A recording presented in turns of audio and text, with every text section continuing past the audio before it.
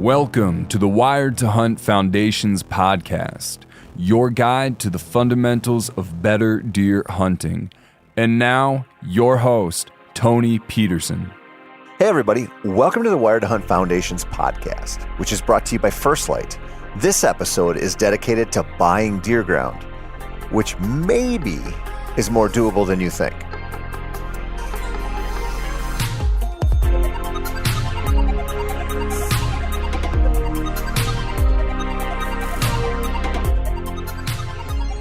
Listen, I know most folks will never do it. Some because it's just a financial impossibility. That's just life. Others because they believe it's a financial impossibility, which is different. Others yet won't consider it because they don't have to. If your grandma owns 500 acres of prime ground and has promised to leave it to you and the family, then it might not be a smart idea to fork over some serious dough for a little slice of deer heaven. Well, there are a lot of ways to look at this, and I get that. But I want to detail my own journey a little bit and then talk about the pros and cons of considering a land purchase for yourself.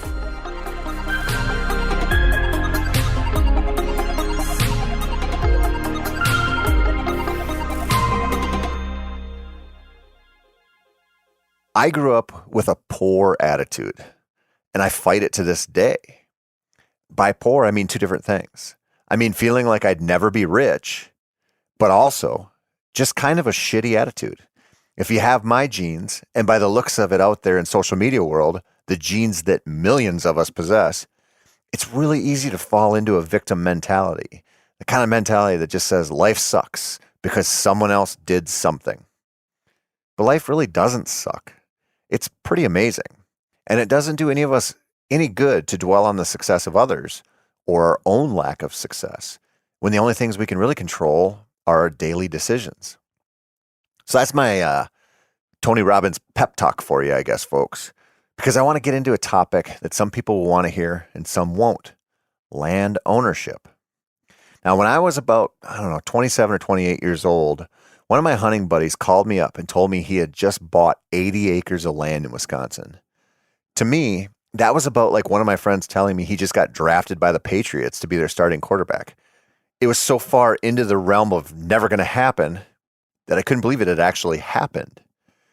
Now, I knew nothing about the area where he bought his land and nothing about anything other than it was amazing that he had just gone for it. I couldn't believe it.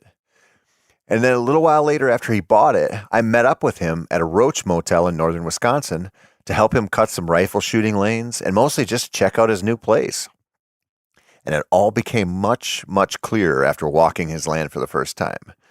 The land is about half swamp, which means it's about half useless. The other half is a mix of high woods and some ag fields. That was much better, but it wasn't great. It also made a lot more sense on how my buddy could afford it. And as we worked away on his land so he'd be able to shoot some swamp bucks with his rifle while hunting with his dad and his brother, he kind of laid out his plans. He had big ideas for planting tree rows to screen the fields from the county road. He also planned to put in a couple acres of food plots and to dig a pond and plant a whole bunch of apple trees. When you hear a plan like that, you can kind of conjure up images in your head of what it might look like, but you can't really see it. Now, 14 years later or so, some of the first trees he planted, we've put tree stands in them. The deer obviously feel safe there because the hunting has steadily gotten better, but it's by no means amazing. He's killed some big bucks there, and so has his dad. But he's also killed a pile of little bucks, some bears, a bunch of grouse, woodcocks, ducks, and mostly just had an amazing time there with his family and some of his lucky friends like me. And seeing what he did with that marginal ground kind of lit a fire under my ass, and I started to look for land up there as well. My budget was a lot smaller than his, but I just wanted something to call my own. Eventually, I saw a listing for 28 acres that was priced at $35,000. But the land on the aerial photos and in the listing, it looked like half low, half high. It was a really odd shape. So in other words, it didn't look like it was worth it. It looked like it was overpriced. So I didn't even drive over there to look at it. But a month later, that friend of mine who owns the land there called me up and he said that property had dropped to just $15,000. At that time, my wife was super duper pregnant with twin girls. So it was about as bad of timing as you could possibly imagine to spend money on so-so deer ground. But the price was so low, I drove the 2 hours and 20 minutes over to look at it. What I looked at that looked horrible from the road actually turned into something decent on the backside of the property. Now, there wasn't a ton of usable ground in that 28, but it would hunt big due to its shape. Plus, it was listed for just over $500 an acre. I didn't really think I could lose money on it. And I offered him $13,500 and I got it. Afterwards, the realtor told me that a college kid had inherited it and he just wanted anything he could get out of it. That was in December of 2011. And if my little girls hadn't decided to show up 6 weeks early, I probably would have been able to get over there and hunt it then, but I didn't. I did have something of my own to start working on, and I found a new kind of passion that I'm mostly terrible at, which is land management. I also had done something I never, ever thought possible, which was buy my own deer ground. Since then, I found 2 other small properties that were too good to pass up. One I had to split with a buddy of mine because it was closer to the cities and a little more expensive, but after 5 years of owning it, we sold it for a really good profit. The other, which was listed just down the road from that original 28 in Wisconsin, I bought a few years ago for $27,000.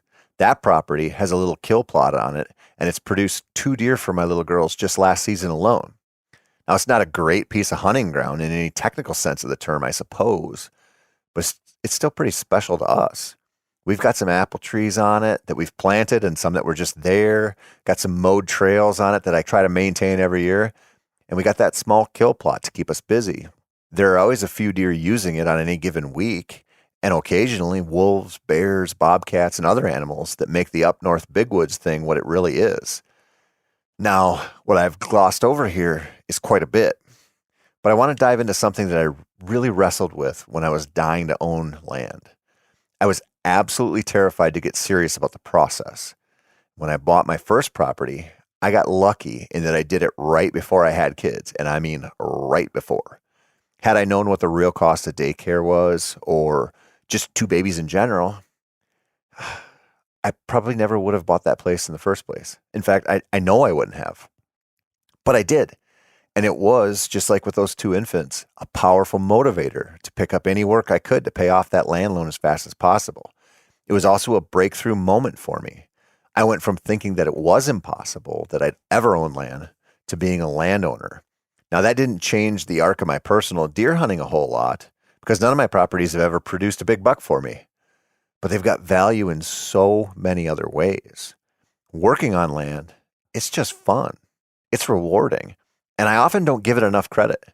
I'm a huge proponent of the process of being a deer hunter, usually through the lens of being a public land bow hunter. And that process requires a lot, and I'm ate up with it. I'm biased toward it, and I can get too preachy about it. I know that. I love it, and I think it produces the best bow hunters out there, skill-wise. But that also leads me to lean too heavily into it sometimes and forget that it's a hell of a lot of fun to plant some trees or till up half an acre in the spring to plant some clover in it. That's a process too, and it can be a lot of work, which I think is the real secret to enjoying deer hunting overall. The more effort you put in, the more you've got at stake. The more effort you put in, the greater the rewards. And no one has to do it, but if you own land, you will be compelled to do that. The whole thing hinges on an individual's ability and desire to make it happen. I'll never forget a boss I had one time in a past life who told a woman who was inquiring about having us cater an event for her, and he said this line to her. He said, "You've got champagne tastes and a beer pocketbook." She didn't like it, but he wasn't wrong. Now, there's nothing wrong with being a dreamer, but if you want to own land and you're on limited funding, consider how to work with that beer pocketbook and forget about those champagne dreams. That might mean you're looking at a small property of only a few acres or 10 or 20 maybe, or land that's a couple hours from home in a spot that isn't known for, high deer densities and top-end genetics. That's a deal breaker for some, but shouldn't be for everyone. Buying land is often buying peace of mind. If you're the title holder, you make the rules. You do the habitat work. You want to hunt only on the weekends but have a place to yourself? Well, go nuts for donuts, my friends. It's yours. Do what you want. If you want a place for your little girls to hunt, as a totally random example, but you don't want to worry about hunting too close to other people, then you've got your spot. In all of the things I've enjoyed since buying my first property, that's the biggest. Last summer, I spent several weekends setting up blinds and hanging cameras and just being with my daughters in the woods. Sometimes we'd quit early to go catch some brook trout or maybe try to find a bear to photograph or whatever. And in the process, we ate a lot of junk food, we spoiled the dogs, and we just got out in nature. When fall came around, I didn't carry a bow for the first month of the season. I just took them hunting, and it was so fun and so rewarding.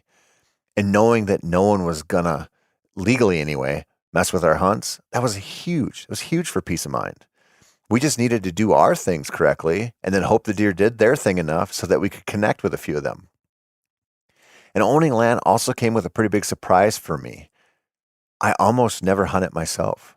I've killed a handful of deer on each of my properties, but my buddies and my daughters have killed more. I find myself saving my ground for someone else and going to hunt public land for myself. And I know that's weird, but I just love having both options. Hell, I just love having deer hunting options in general.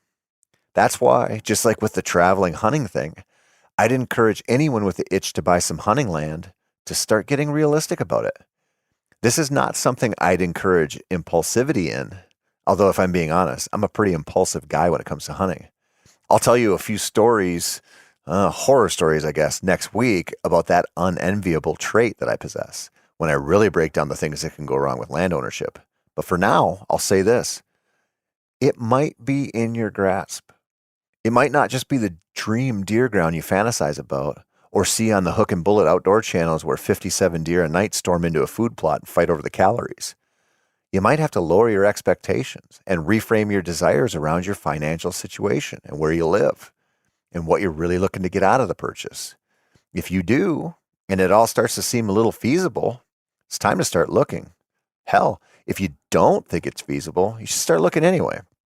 It's pretty hard to predict what real estate prices will be in the future, but it's sure looking like the market could soften up a bit for a while. Inflation and a rising interest rate environment could do the potential land buyer a favor by scaring some folks out of the market or by convincing others to sell the 40-acre chunk that they only hunt a few times each season because it's not worth paying on the taxes every year. The best way to stay tuned into those trends that I've found is to download a realty app on your phone, set your parameters around price and acreage, and start looking. Then you should be able to filter between new properties that have been listed in the last week and properties that have been reduced in price recently. It'll show you the whole picture. After that, keep an eye on them wherever you think you might want to buy. I'm almost compulsive about this, even though I have zero plans to buy any new land anytime soon. But it just keeps me in the loop. And every once in a while, I see a parcel pop up that looks like a really good deal. In the last several years, those properties have gone almost instantly, but that could slow down here. And it could slow down where you live. And of course, unless you got the money ready to go or a lead on how to finance a purchase, it doesn't do you a ton of good to find a property that you want to buy if you really have no way to buy it. This part, in my experience, sucks. Banks and credit unions do not want to own hunting land in general. Trust me. They have zero desire to take on the risk of a loan on an asset that they do not want to have to unload. You're not going to find too many banks and credit unions out there that would love to try to sell hunting land. They don't understand it. So this means saving up a decent down payment is usually a must. It also means that you might have to get creative financially to find a loan if you need one. The last property I bought when I went into my credit union was a perfect example of this. Since I've got a good relationship with that credit union and I could meet with a banker I've worked with a few times in the past, we got to go through some creative solutions, considering they wouldn't give me a recreational land loan. And since I didn't need that much money, the banker asked me about my truck. I told her I was about to pay it off, which was one of the reasons why I was in the market for land in the first place. And she ran the numbers on my truck and told me that if I paid it off, we could refinance that loan and use it for the land. That meant I got a low interest rate, which is pretty common for vehicles, on a loan I could use for the land. Now, this is important. The options that I had for a loan originally were at like 6 or 7%, but because I got to refinance a vehicle loan, I got a 1.99 rate. A big difference. And that truck was collateral, of course, but the process was pretty smooth, if not a little outside the box. Now, like I mentioned before, I'm going to go into the darker side of buying land next week in sort of a buyer beware PSA. But for now, I'll say that I've had very, very few regrets, but that you should also ask yourself why you want land. If you're just kind of sick of fighting the crowds and you want something of your own to hunt, that's a great reason. If you got a family and you want them to experience decent hunting under your control, that's a great reason. If you just want a little place of your own to experience nature whenever you damn well please, way beyond the scope of deer hunting or doing anything related to deer, that's a really good reason. Maybe you want the chance to extend your season and have some good opportunities beyond your home state. That's why I love having land in Wisconsin, even though I live in Minnesota. I love Wisconsin anyway, although I can't really say why. It feels kind of like when I'm down in Nebraska. They're just my people, I suppose, although I feel that way when I'm in Texas and out west and in a lot of places. So maybe it's all in my head, or maybe there is just something to certain places and how we fit into them. Either way, instead of starting the season with one buck tag and maybe some doe tags, I can double my deer hunting opportunities by heading across the border. The season structure is similar, but not exactly the same. And the youth opportunities are definitely different. It opened up a whole bunch of new experiences, new opportunities, many of which are not really tied to deer at all. If that sounds interesting, you might have a similar option for yourself depending on where you live. So just think about it. If you listen to all of this, you must have some desire, however slight, to consider someday buying some land of your own. And if you do, please check in next week because I'm going to tell you some of the things I've gotten wrong about buying land and some of the horror stories of other folks who thought they were getting a deer paradise, but it turned out to be the opposite. That's it for this week, my whitetail loving friends. I'm Tony Peterson, and this has been the Wired to Hunt Foundation's podcast. As always, thank you so much for listening. And if you want some more whitetail content, check out our Wired to Hunt YouTube channel and visit themeateater.com/wired. Again, that's themeateater.com/wired to see a whole slew of deer hunting articles.